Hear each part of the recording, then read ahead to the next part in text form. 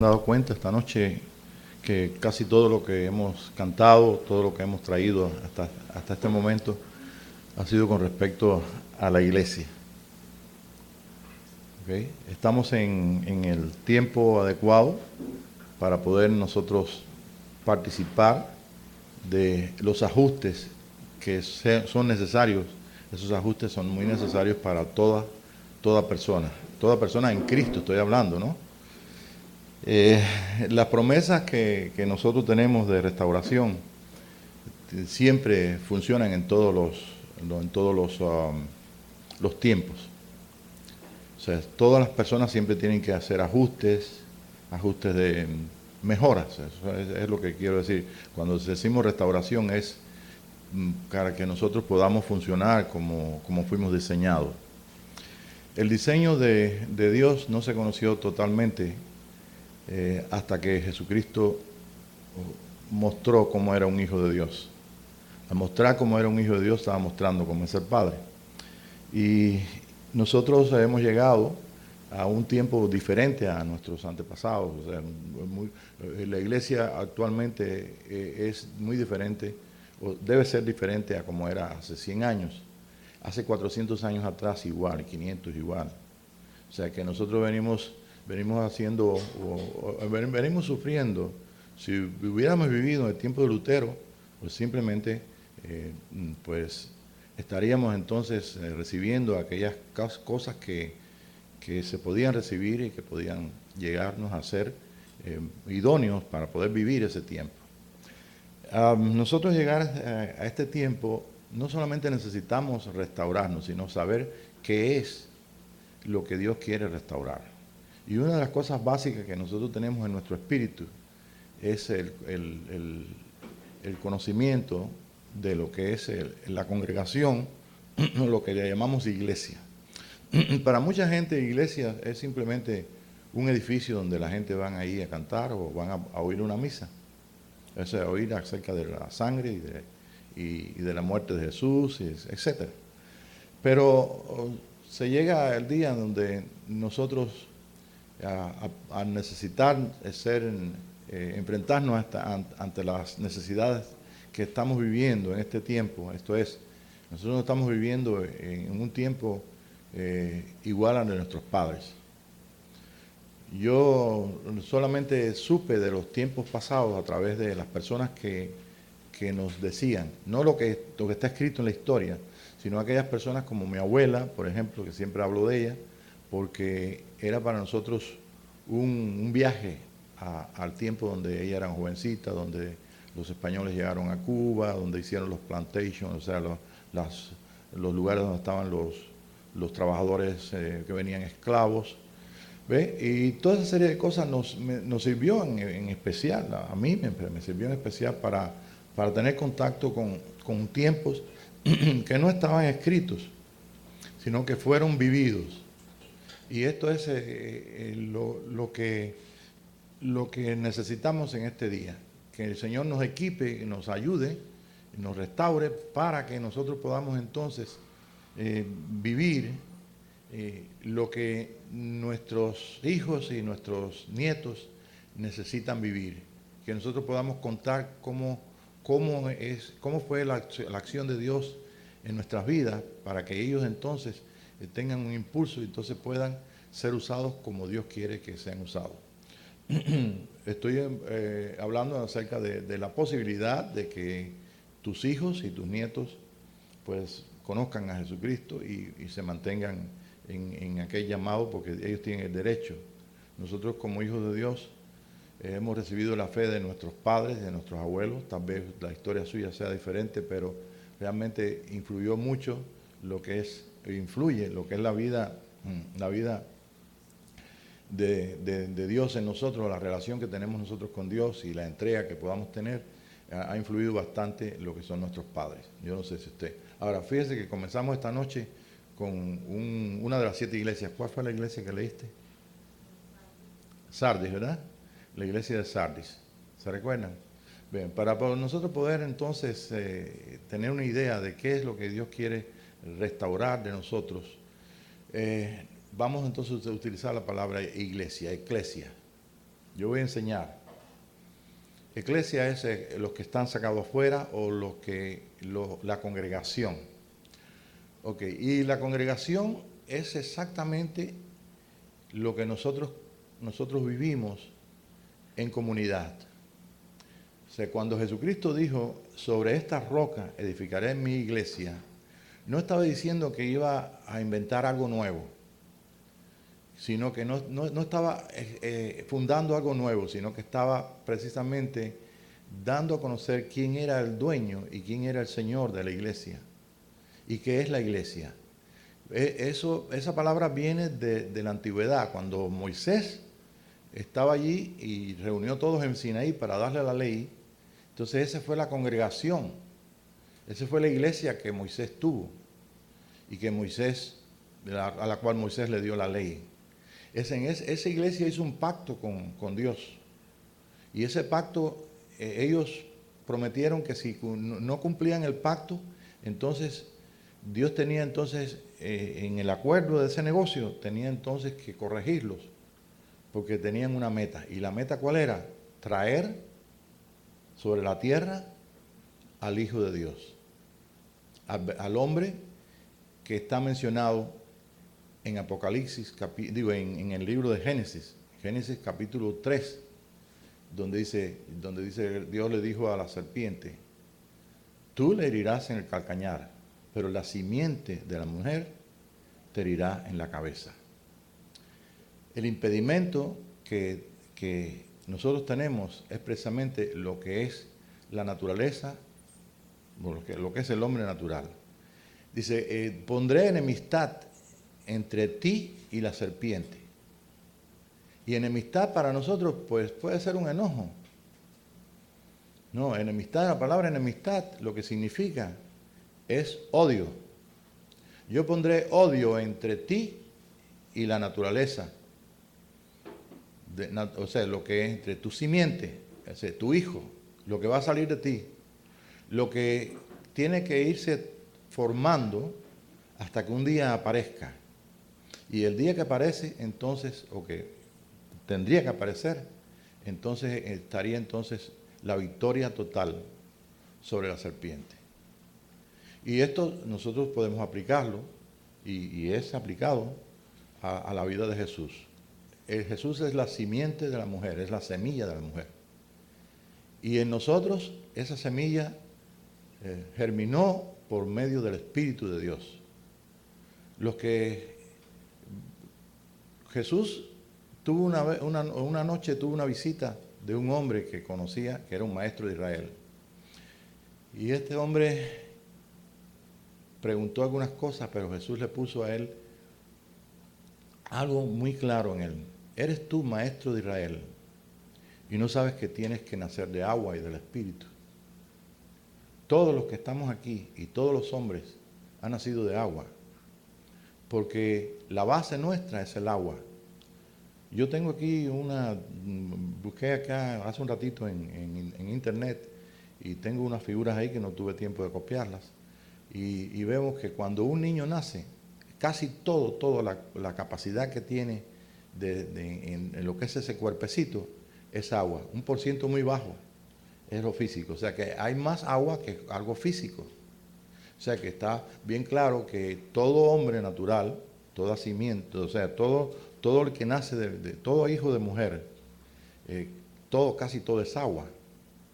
Pero cuando ya el niño está más grande, que ya gatea, ya puede decir algunas palabras, 2 años, entonces ya entonces comienza entonces a disminuir lo que es la capacidad de agua en los %, y entonces llega entonces el joven y llega entonces el adulto. En una persona adulta es menos o 60-65% de agua.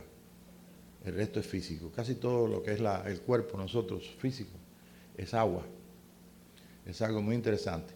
Pero dijo, tú eres maestro de Israel, le dijo a Jesús, y no sabes que tienes que nacer de agua y del Espíritu.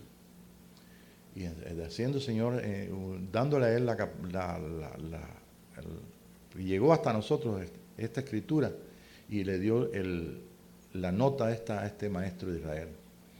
Quiere decir que si Israel trabajó para que viniera a la tierra un hombre que fue nuestro Señor, fue en vida nuestro Salvador en cuanto a nuestro Cordero, es lo que quiero decir, que murió por nosotros y derramó la sangre, pero fue también para nosotros, y es también para nosotros, el tipo, o sea, aquel ser humano al cual el Señor quiere que nos parezcamos a esa persona, que seamos iguales a Él, que seamos de la misma estirpe, de la misma raza, de la misma, que seamos otro Cristo en la tierra.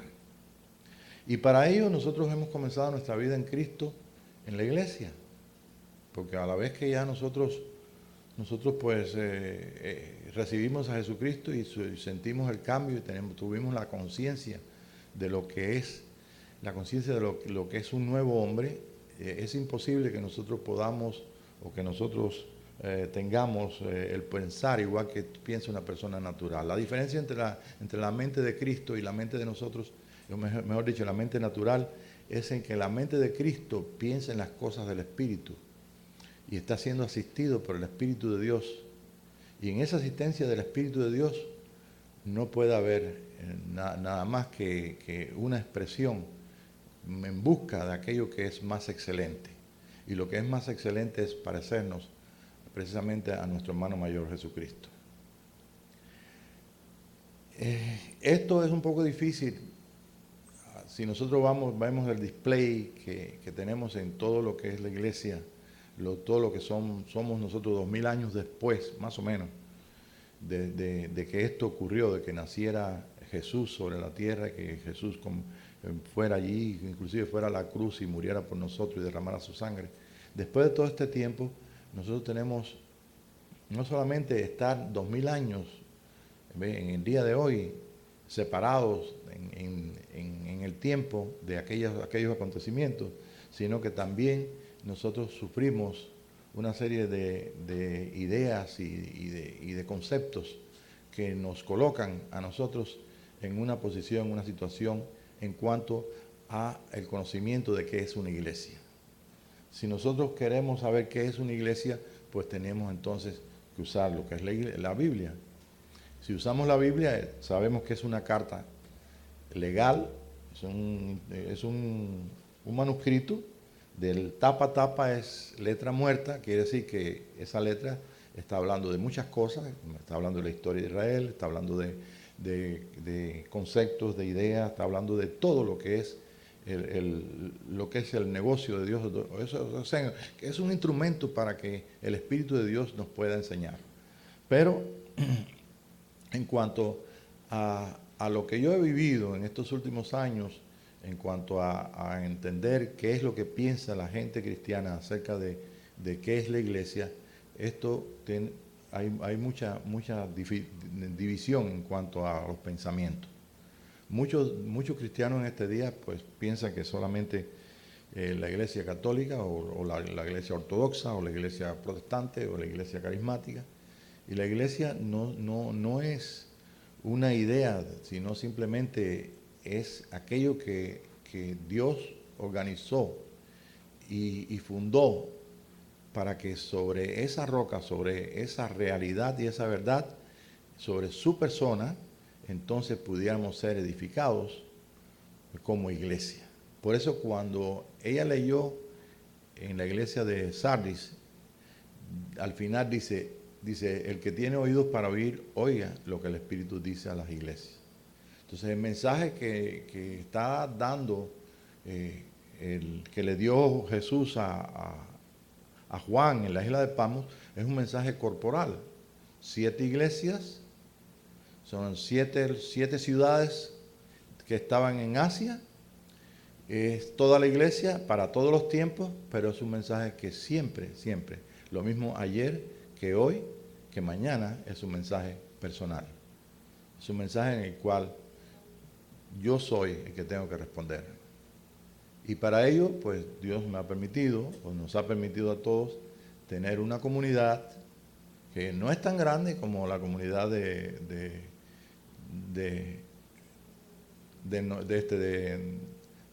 Moisés en el desierto. ¿Verdad que era una iglesia grande? ¿Habían cuántos? Como 2 millones. Pero me trae a mí un pensamiento muy tremendo. La iglesia del Señor es uno, es una sola comunidad. Pero es una comunidad dividida, una comunidad en la cual nos ha alcanzado a nosotros como parte de esa comunidad, como parte de esa cantidad de miles de personas, nos ha alcanzado el tiempo de restauración de todas las cosas y el tiempo de la realización o del cumplimiento de lo que son las 3 fiestas que nosotros debemos cumplir. La fiesta de trompetas, en nuestra experiencia, la fiesta de expiación y la fiesta de manifestación o fiesta de tabernáculo. Okay. Pero no todos nuestros hermanos lo saben. Ahorita por acá tengo amigos que son muy buenos hermanos de la Iglesia Católica y me están escuchando. Tenemos otros hermanos de iglesias evangélicas, de otras denominaciones.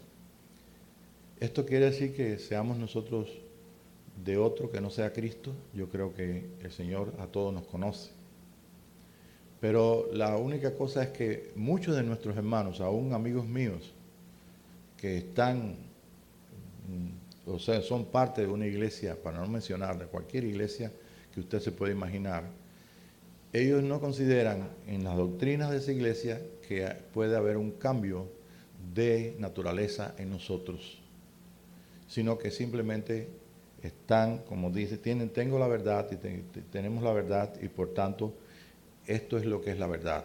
Y simplemente lo que es la doctrina se ha cerrado y le ha impedido que nosotros podamos tener experiencia. No podemos ser restaurados ni de una forma física ni una forma espiritual, de ninguna de las formas de restauración que necesitamos, a como Dios quiere que seamos, como lo que Dios quiere que seamos y a donde Dios quiere llevarnos, si nosotros no estamos en busca de una experiencia que completamente nos lleve a una victoria sobre esta enemistad, sobre este odio que existe entre estas dos naturalezas. Tú y yo tenemos las dos naturalezas. Vivimos en un mundo polarizado, como siempre digo yo, de dos polos. Vivimos en el día y la noche, vivimos en contraste. Aún las enseñanzas de Jesucristo para todos los demás era el Padre y Él era el Padre. Vivimos en donde nosotros somos y Él es, donde tenemos conciencia de que yo soy y tú eres. Siempre todo está dividido. Unos son de un bando, otros de otro. Yo soy de este, yo soy de Apolo y él es de Cefas o Pedro. En fin, estamos nosotros en un tiempo muy tremendo donde realmente en sintonizar con el canal de Dios y participar de su espíritu es algo que nos va a determinar que nosotros seamos realmente lo que es la iglesia del Señor Jesucristo. Yo no sé si ustedes saben que la iglesia del Señor Jesucristo comenzó en Pentecostés. Cuando Jesús le dijo a ellos, sobre esta roca yo voy a edificar mi iglesia, ustedes saben que pasó un poquito de tiempo, después vino donde Él se despide de ellos y va y dice, vayan a Pentecostés, o sea, vayan el día de Pentecostés. El día de Pentecostés es un día donde el sacerdote es una sola fiesta. Y venía mucha gente de todos los lugares, gente que estaban en las sinagogas, gente que eran judíos que vivían en otros pueblos, que hablaban otros idiomas. En fin, la gente que asistía se quedaba ahí de las últimas 3 fiestas que hubieron, de la Pascua, y entonces se quedaron para Pentecostés. El día de Pentecostés es donde se cocía 2 panes con levadura. Era la única ofrenda con levadura que existía, o que existe bajo la ley. Y esos 2 panes, el sacerdote los hacía muy temprano en la mañana, los metía al horno y los sacaba y los mecía y daba la bendición de Dios para toda aquella gente que se congregaban allí, ¿ves? Y que ellos no iban a regresar a sus hogares, a sus tierras, a sus pueblos, hasta que no recibieran la bendición, porque ellos eran judíos o convertidos a los judíos, vivían fuera de Jerusalén, fuera de Israel. Entonces, ese día, ese pan significa que Dios iba a dar la bendición y estaba dando el pan de vida mezclado, porque iba a darlo por primera vez en lengua, que sea en lengua gentil. Por eso está leudado. Es la única ofrenda leudada. Y entonces ahí fue donde aquellas personas iban por cantidades a buscar la bendición de las 9 de la mañana, y en eso ustedes saben la historia, donde 120 personas de los discípulos del Señor Jesucristo estaban ahí. Por supuesto que había más discípulos. O sea, ¿quiénes eran los 120 que estaban ahí? Para que se cumpliera el tipo. Bueno, eran gente que habían deseado y buscado realmente el obedecer las palabras de Jesús. Y habían ido obedientemente allí. Yo no sé cómo sería la organización, ni dice nada ahí, pero dice que eran como 120 o 120 personas. Y esto significa que es un gobierno en una cantidad bastante. 12 es gobierno, 120 es decir, 12 más sobre 100. Entonces imagínate, eran, lo que significa en la numerología es que es algo que está completado, completo. Y realmente estos son los hombres y las mujeres, porque ahí estaba María también, no dice si habían otras mujeres, que realmente tomaron en serio las cosas que aprendieron de Jesús y aquel discipulado que tuvieron mientras Jesús y los discípulos que estaban, mientras él estaba vivo, o sea, mientras él estaba en los días de su carne antes de la cruz. Y esos 120 no quiere decir que se quedaron nada más que 120, con lo que llamamos nosotros la llenura del Espíritu, la venida del Espíritu, el Consolador, sino simplemente que estos fueron aquellos que le dieron a sus hermanos todas las informaciones y todas las cosas y todas las enseñanzas para que ellos también pudieran tener una experiencia maravillosa con el Espíritu de Dios. Yo no sé aquí esta noche, o de mis hermanos que están escuchando, cuántos han tenido la experiencia de Pentecostés. La experiencia de Pentecostés es una experiencia maravillosa. Es una experiencia donde realmente la conciencia del Espíritu de Dios y la conciencia de Dios en nosotros se establece en tal forma de que es algo maravilloso. Una cosa es que nosotros tengamos, al haber nacido de nuevo, tengamos la experiencia de nacer de nuevo, y otra cosa es que nos mantengamos llenos del Espíritu de Dios. Ahora, para muchos en este día, Pentecostés fue una historia. ¿Te recuerdas cuando yo hablé en lenguas la primera vez? ¿Te recuerdas cuando profeticé? Y yo he tenido en reuniones personas que estuvieron y que profetizaban. Y más sin embargo, cuando pasaron como 10 años y regresaron, yo no sé de la vida de ellos, cuando regresaron estaban asombrados de que oían profetizar. Y preguntó, en este caso esta hermana preguntó, ¿y qué es eso? Simplemente cuando ella lo hizo y cuando ella tuvo la experiencia de Pentecostés, de la llenura y de lo que llamamos el bautismo en el Espíritu Santo, pues simplemente fue una cosa natural, estaba en el ambiente y ella profetizó y ni siquiera nadie le enseñó nada, pero se fue un tiempo no sé a dónde, y cuando regresó al ambiente ella no podía entender, estaba con otros pensamientos.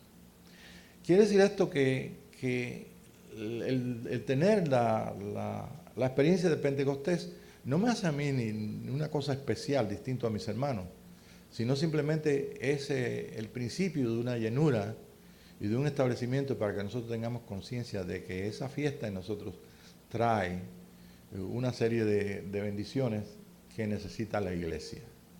La iglesia necesita las visiones, las revelaciones, necesita los dones del Espíritu Santo.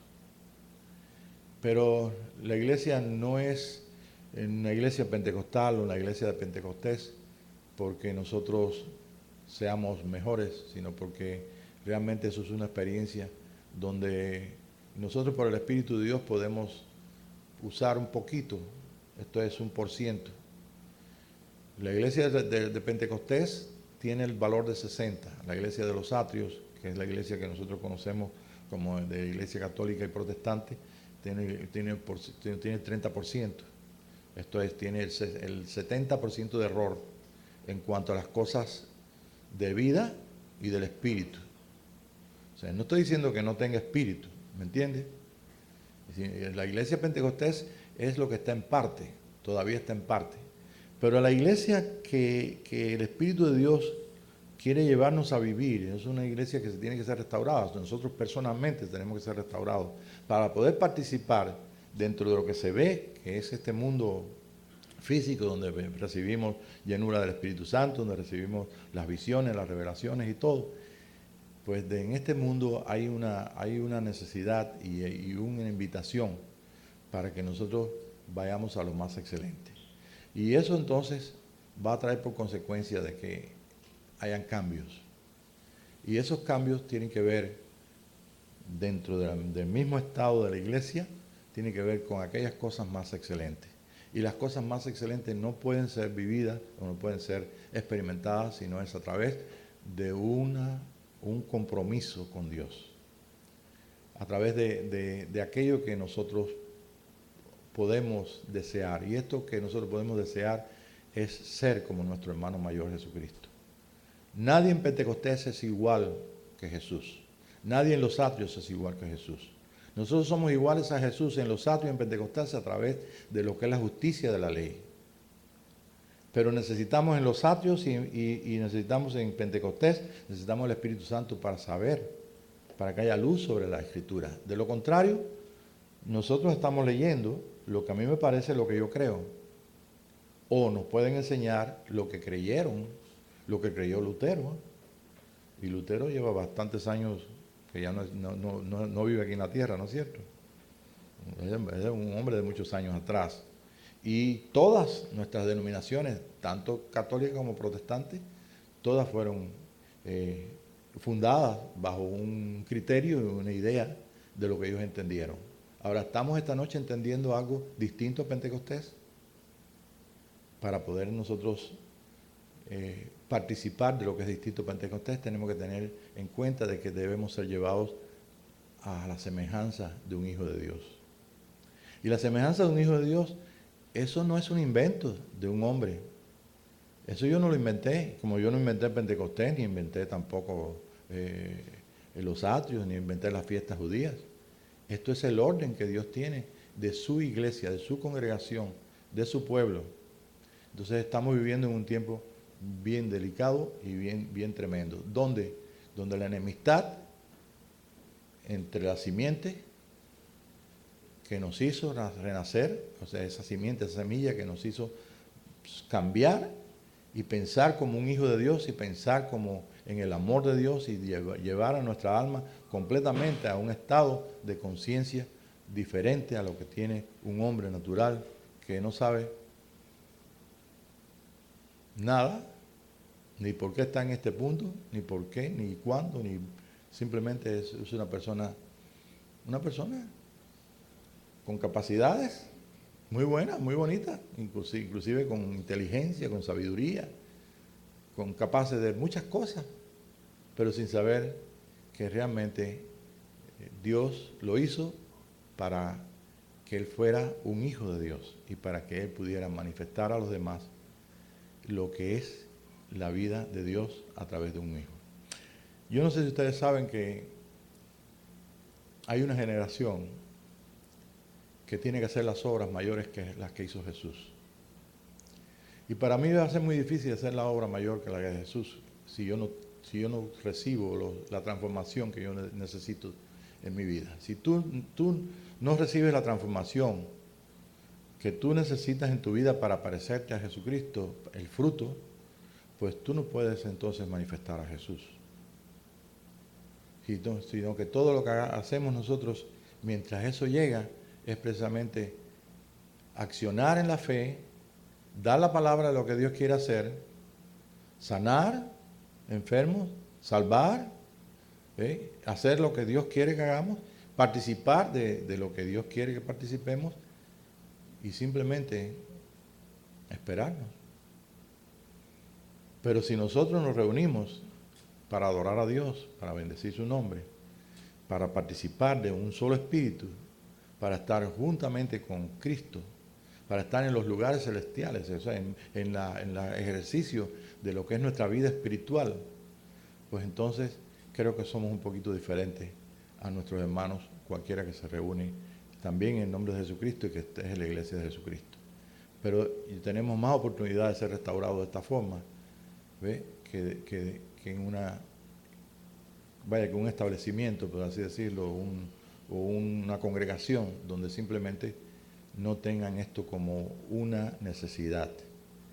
Si tú no tienes necesidad de que haya cambios en tu vida, entonces dime por qué entonces estás padeciendo físicamente o espiritualmente, o por qué tienes unas necesidades. Dios no va a quitar las necesidades, pero nos dio a nosotros, ¿ve?, una fe que nos da a nosotros una imagen de un hijo y una revelación de ese hijo que nosotros podemos vivir. Y no lo podemos vivir porque querramos vivirlo, sino porque Él nos llamó a vivirlo. Y el lugar que tiene para poderlo poner por práctica es la iglesia. La iglesia, cuando comenzó en el tiempo de Jesucristo, eso que te dije al principio, que mandó la carta a las 7 iglesias, era una congregación como una sinagoga. Eran las sinagogas lo que le dio la expresión a lo que nosotros tenemos esta noche aquí, ustedes sentados ahí escuchándome.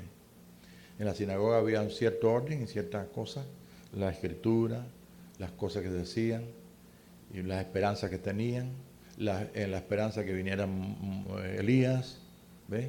Aquí no vemos ninguna silla. Y si hiciéramos bien nosotros en poner una silla sin que nadie se siente, como muchas veces lo hemos puesto en las clases y todo, para poderle decir si alguien entra un indocto, un incrédulo, y pregunta por qué esta silla vacía, dice, no, porque es la silla del Señor Jesús. Él está en todas las reuniones, lo que no se ve.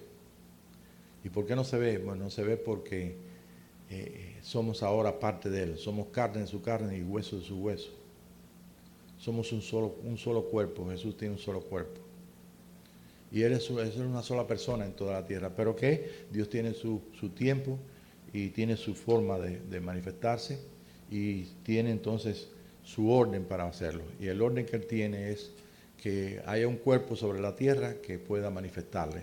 Y ese cuerpo sobre la tierra que pueda manifestarle no es toda la iglesia. No tiene nada que ver la iglesia con esto, sino los miembros de la iglesia. Tiene que ver la iglesia que dice lo que leyó la hermana Nora, la iglesia de Sardis y la iglesia de cada una de las 7 iglesias. Pero esos somos todos, pero no todos. Yo no puedo responder por ti ni tú por mí, sino que tú respondes por ti y yo por mí. Esta iglesia en particular, Visión y Restauración, tiene esa meta. Y tal vez eso sea un poquito peligroso en cuanto a que no es un mensaje para multitudes. Y como no es un mensaje para multitudes, lo único que nos puede mantener a nosotros, si no lo creemos, o si dice Pablo exagera mucho, o no sé, eso no es para mí, simplemente lo único que nos puede mantener juntos es lo que nos ha mantenido juntos, que es el amor de Jesús. Y es lo que el apóstol Pablo dijo en capítulo 13, que nosotros, del 1 Corintios, que nosotros, todas las cosas que hagamos, pongamos primero en la mente el amor delante de nosotros. Si hacemos eso, nuestra alma que reconoce el amor, no como la naturaleza de Dios, sino como un sentimiento, va entonces a funcionar en el sentimiento más alto y más sublime, y entonces el alma se va a sentir enamorada. Y cuando el alma se siente enamorada, no puede funcionar en el sentimiento de odio, que es la enemistad. Es difícil que nosotros, en un mundo que nos enseña justicia de la forma de los hombres, ¿ves? Si alguien mata a alguien, yo lo veo en televisión. Si yo quiero justicia, ¿qué quiere? Que maten al hombre que lo mató. Bueno, está bien, la ley lo dice. Se va por la ley, dice que a hierro mata, a hierro muere. La ley del talión y cuantas cosas. Bueno, pero fíjate que Jesucristo nos dejó el cumplimiento de la ley. Si yo quiero que me trate el Señor como en su justicia, oh no, yo soy justo. Pero no me interesa para nada los mandamientos, no me interesa para nada ser santo, no me interesa para nada. Al fin y al cabo, salvo siempre salvo. Qué bueno que hubo un Calvino que enseñó esto y que la Iglesia Bautista me lo enseñó, pero no estoy bien. Realmente, si yo soy salvo, es por el amor grande de Dios. Y si alguien puede ser salvo en nuestra familia recibiendo a Jesucristo, ¿ve?, y naciendo del Espíritu, ¿ve?, es digno de que nosotros podamos enseñarles también de que hay una enemistad en lo natural, en ese cuerpo, esa vida natural nuestra, pero que esa enemistad no funciona si realmente nosotros ponemos a funcionar voluntariamente, y eso engrandece y eso glorifica al Señor, si ponemos la voluntad nuestra a funcionar en su amor. Y nada más que debemos sentirnos. Pregúntale a dos jovencitos que estén enamorados, ¿cómo están ellos? ¿Cuál es la sublimidad de su alma? ¿Qué sienten? ¿Qué padecen? ¿Cuál es el estado de ese ser? Usted va a escuchar muchas cosas interesantes, pero nunca va a escuchar odio, enemistad, las obras de la carne. Y ahí están las obras de la carne, como San Pablo las escribió. Porque el alma nuestra, saturada en el sentimiento más alto, pues funciona en armonía con el Espíritu. Y cuando funcionamos en armonía con el Espíritu, entonces tenemos una conciencia tremenda de un ser nuevo, de un hijo de Dios. Que si tenemos que llorar, lloramos, y si tenemos que reír, reímos. Pero realmente es un estado donde es diferente completamente. Le digo a los hermanos, pues si quieren pueden usar una clase que tengo, que puse últimamente, no sé, la puse, me parece que en la Escuela de Profetas, no, también la puse acá en la página mía de Facebook. Ese es de mayo de este año, donde estoy enseñando acerca del alma y el espíritu, y estoy enseñando acerca de la mente. Cuando decimos tenemos la mente de Cristo, nosotros no estamos hablando de una mentalidad, sino estamos hablando de una realidad de conciencia. La mente mía de Pablo es todo mi ser, porque si me pica aquí la oreja, no me voy a rascar la izquierda, sino la derecha. ¿Por qué? Porque tengo conciencia, la conciencia de mi ser, dice aquí tengo conciencia, aquí es donde necesito alivio. Y cada una de nuestras partes físicas y cada una de nuestra expresión en el mundo externo tiene que estar completamente, o debe estar completamente, a través de lo que es la mente de Cristo. Es una mente de un nuevo hombre, una mente que no es bautista, metodista, católica o pentecostal. La mente de Cristo para los hijos, porque por supuesto no estamos peleados con los hermanos que te digan, no, yo soy pentecostal, o yo soy carismático, yo soy de la iglesia de Pablito, como le preguntaba a una hermana aquí. Y digo, ¿qué iglesia eres? Yo soy de la iglesia de Pablito. Entonces imagínate, era como una nueva iglesia en medio de tantas. Pero hermanos, nosotros somos de parte del cuerpo de Cristo, y el cuerpo de Cristo está sufriendo una serie de transformaciones que nosotros no podemos estar conscientes de ellos si nosotros no nos dejamos enseñar. Una vez estaba en casa de un hermano y me explicó todo, me explicó cómo el Señor iba a venir, cómo se iba a la iglesia, cómo después la planchaba, la midonaba, la planchaba y luego cómo la volvía a mandar para acá y cómo pasaba la tribulación y todo. Y cuando terminó todo, dice, está interesante todo eso que tú me dices, está lógico. ¿Y quién te enseñó eso? Dice, no, yo lo estudié de la Biblia. Dice, está bien. El hermano nunca se dejó enseñar. Hasta la fecha sigue esperando que se lo lleven. Nosotros tenemos por los escritos de San Pablo que él experimentó en el capítulo 12 de 2 Corintios, él escribe a los Corintios. Corintios, 1 Corintios, hago un paréntesis para que podamos entender. Pablo le escribe a los Corintios la primera carta. Y en la primera carta usted ve que le habían mandado una carta a Pablo, el apóstol. Yo le digo San Pablo para que vean que no soy yo. Entonces, él les contesta, primera carta de Pablo o Saúl, Shaul a los corintios.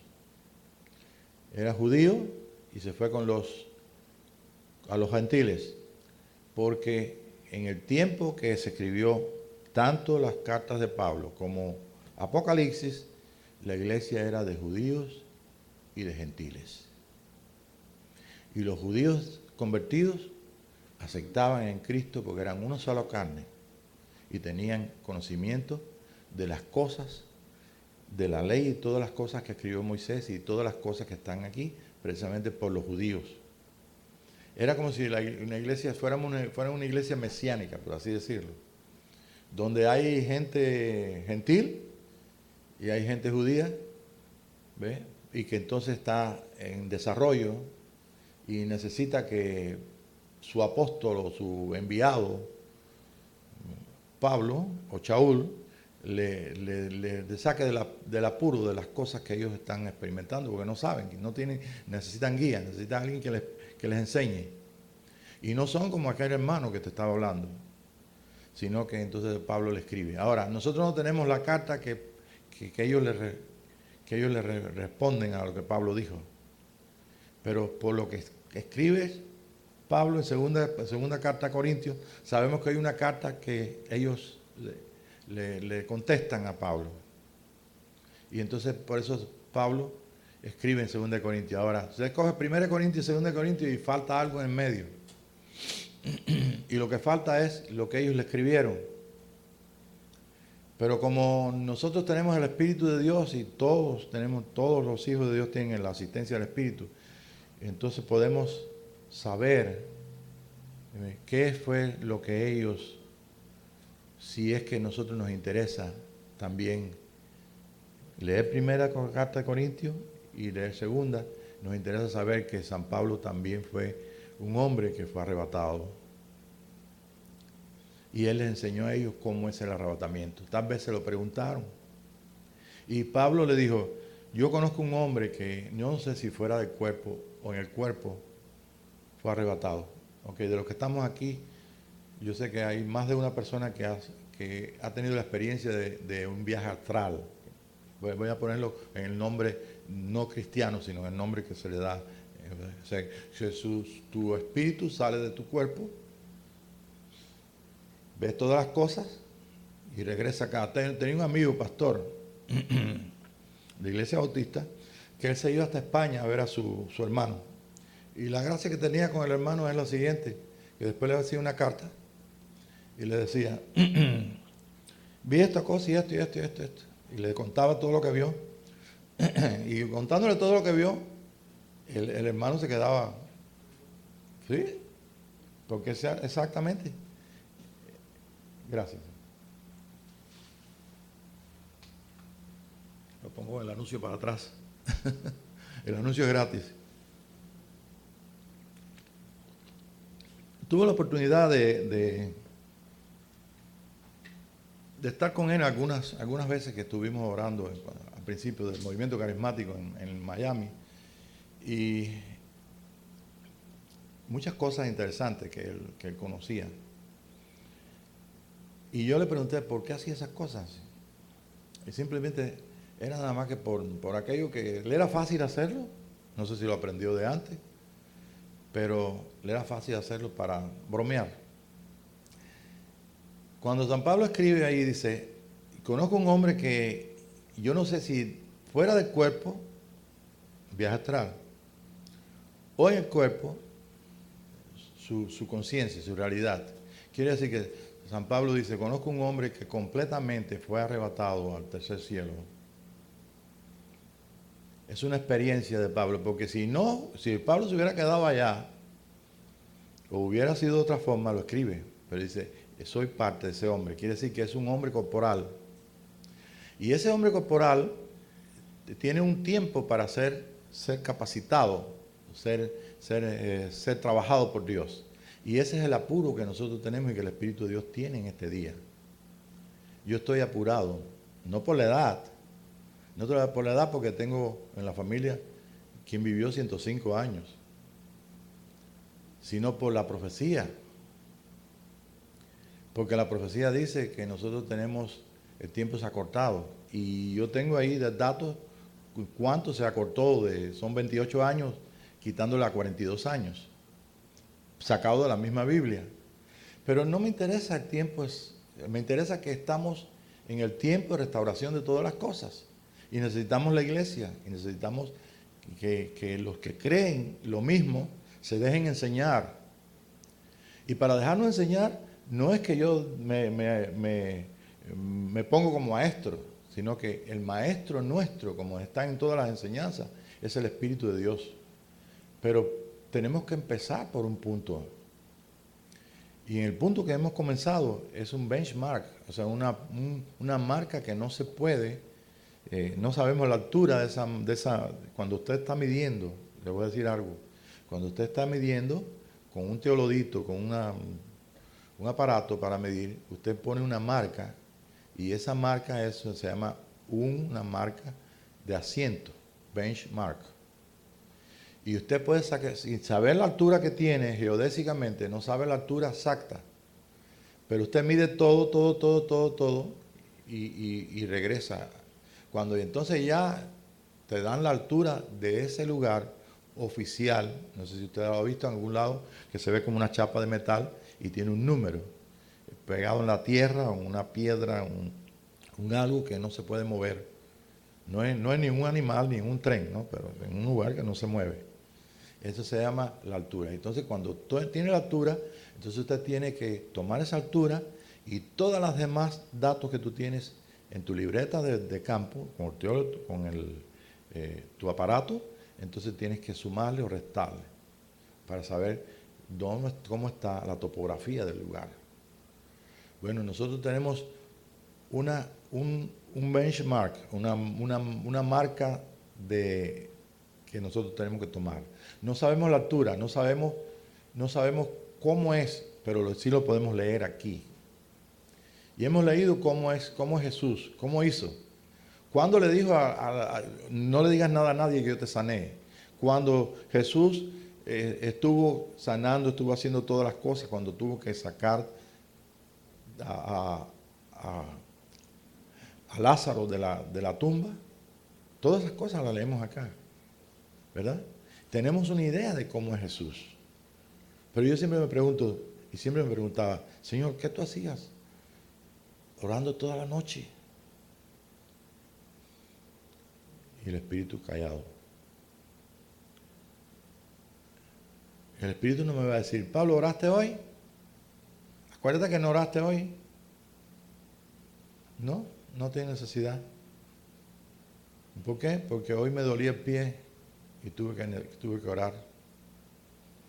Porque Él dijo que por su llaga hemos sido sanados y lo leí aquí. Cuando hay un problema y hay una necesidad, Él no me tiene que decir, ora para que la necesidad está ahí la necesidad. ¿Por qué? Porque la necesidad la tenemos todos los días.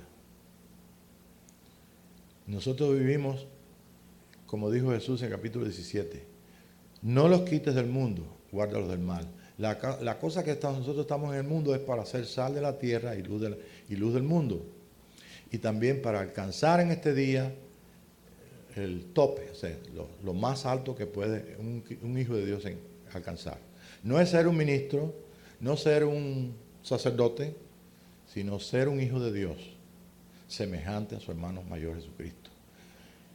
Y hay cosas que nosotros podemos leer aquí de Jesús y podemos imaginarnos. Pero hay cosas que la imaginación ni siquiera Dios responde. Un hijo de Dios es la naturaleza del Padre en una nueva persona. Esa es toda la meta que tiene. La Biblia desde Génesis hasta Apocalipsis habla de la mujer, el Hijo y el Padre. Es toda la historia humana. Y nosotros somos parte de esa historia. Yo simplemente esta noche, pensando en estas cosas, quiero nada más que exhortarte a que nosotros no podemos transformar ni cambiar la iglesia, ni tampoco obligar a que la gente aprendan o que la gente aprendan de Dios, porque cada uno tiene que responder a Dios en lo suyo. Pero lo que podemos ofrecer es simplemente un lugar donde reunirnos, unos músicos que verdaderamente hacen unas maravillas tremendas porque el Señor siempre ha suplido a través de ellos, una gente que no son cantantes y cantan, y todos nosotros que tenemos nada más que en nuestro corazón el deseo de agradarle y que Él se mueva y que vivamos un ratito, 1 o 2 veces por semana, la realidad de que, y la conciencia de que no solamente el Señor está aquí en medio nuestro, sino también en nuestra vida, en nuestro ser, en cada uno de nosotros en particular, y que realmente, si nosotros estamos contentos como somos, bueno, pues sigamos, Dios no te va a condenar. Pero si nosotros todavía tenemos alguna necesidad, tanto física como espiritual, yo tengo bastantes. Entonces, pongámonos de acuerdo para decirle, Señor, esta es tu iglesia.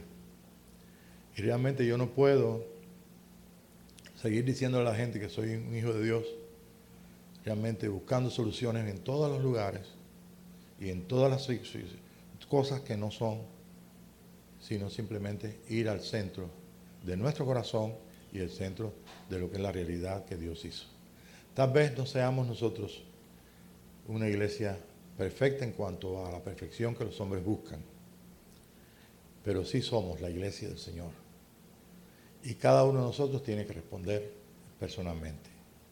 Y en esta noche le damos gracias al Señor por los cantos que todos hablaron de la necesidad y de la realidad de Cristo en nosotros y de este misterio que lo encierra todo. Porque la vida es todo lo que tú tienes.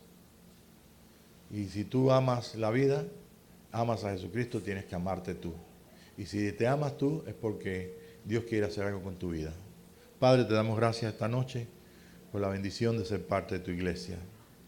Estamos en este día, estamos pensando en que tiene que haber una restauración de todo nuestro ser, de toda nuestra vida, de tu iglesia.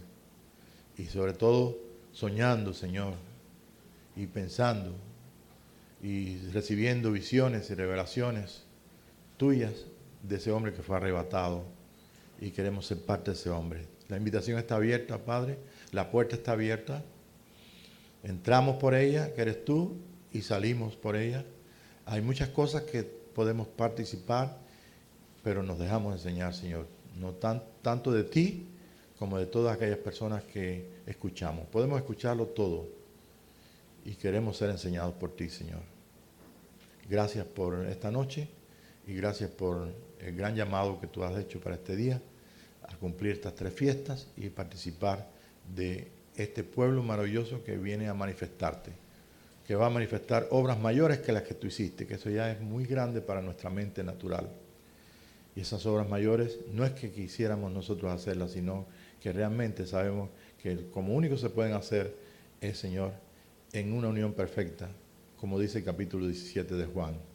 Padre, que como tú y yo somos uno, que ellos también sean uno, para que el mundo crea y el mundo conozca. Tenemos muchos deseos, Señor, de que nuestros familiares, nuestros amigos y también el mundo crean en Jesucristo y crea que le hay y sea renovado, sea nacido de nuevo y participe hasta donde tú le hayas dado los límites o participe completamente de este hombre que el mundo no conoce y que un día va a conocer abiertamente.